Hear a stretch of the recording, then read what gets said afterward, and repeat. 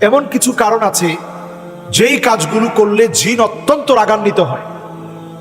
এর মধ্যে এক নাম্বার কাজ হচ্ছে হাড় কাটা এগুলোর মধ্যে পানি ঢেলে দেওয়া। এটা আমরা করি না, এরকম মানুষ খুব কম পাওয়া যাবে। বিশেষ করে যারা ছোট অল্প বয়সের মানুষ, এরা খানা খেয়ে উঠার সময় একটু পানি ঢেলে দিল। এই যে আপনি ঢেলে দিলেন, এটা বড় ক্ষতি আপনি ডেকে আনলেন। এই জন্য আমি সতর্ক করছি, আজকের এই মুবারক সময়ে আমরা কেউ এই কাজটা করব না, এই অন্যায় থেকে আমরা।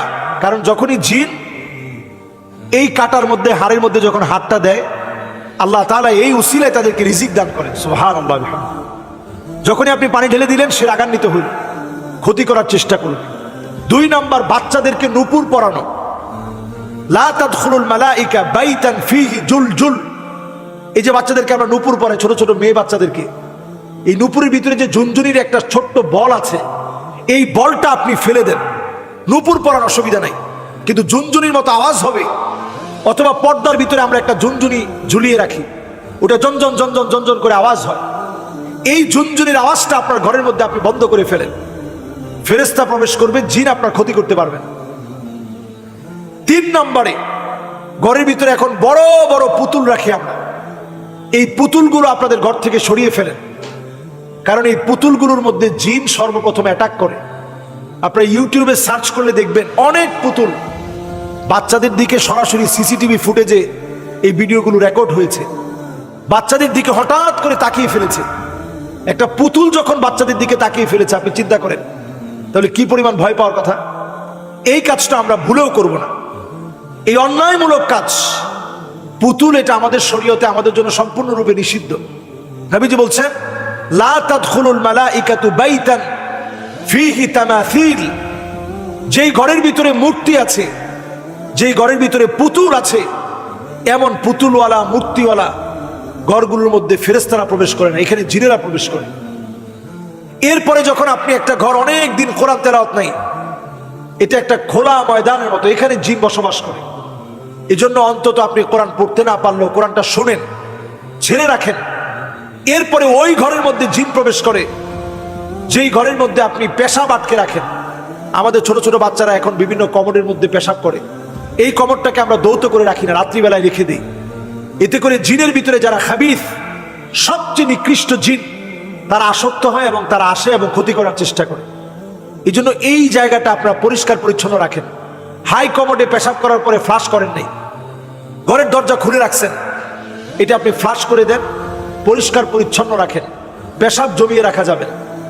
এরপরে নবীজি সাল্লাল্লাহু আলাইহি ওয়াসাল্লাম হাদিসের মধ্যে বলছেন, জিলদু নামির, বিভিন্ন পশুর চামড়া, বাঘের চামড়া অনেক সময় আমরা অলমেট আকারে সাজিয়ে রাখি। এই কাজটা করা যাবে না, এতে করে জিন আকৃষ্ট হয়। এরপরে আমরা পাকঘরে যখন যাব, আমরা দোয়া পরে যাব।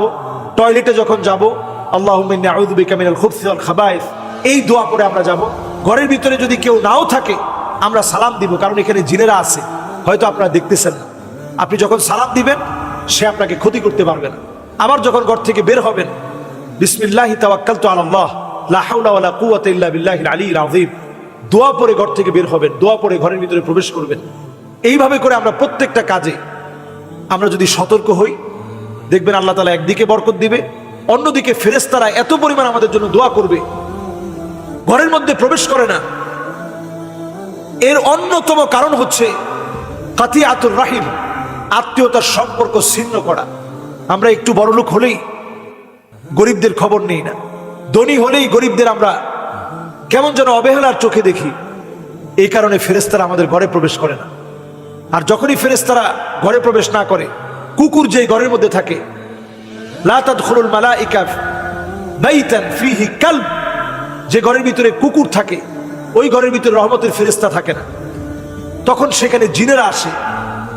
বিড়াল অনেকেই লালন পালন করেন, এটা করা বাধ্যতামূলক না, তবে বিড়ালের শরীরের মধ্যে এমন সূক্ষ্ম সূক্ষ্ম কিছু কোষ আল্লাহ তাআলা দিয়েছেন, যেটা দেখলে জিনেরা ভয় পেয়ে যায়। আর কুকুর এমন, যাদের দিকে জিন খুব আকৃষ্ট হয়। শয়তান কুকুরের মুখ দিয়ে প্রবেশ করে পিছনের দিকে বের হয়ে যায়।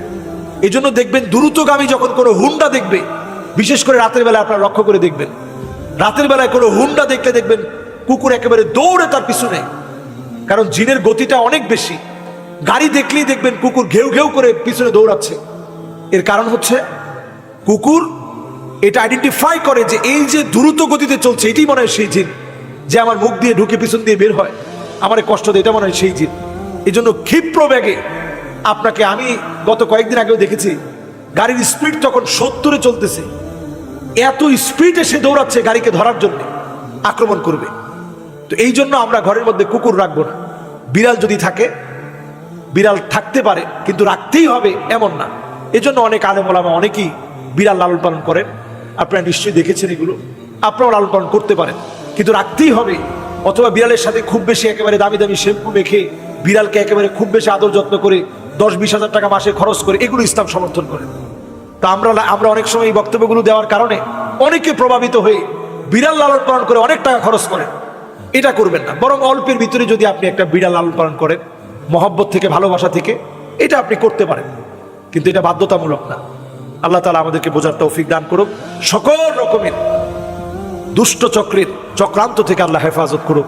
আসসালামু আলাইকুম ওয়া রাহমাতুল্লাহি ওয়া বারাকাতুহু।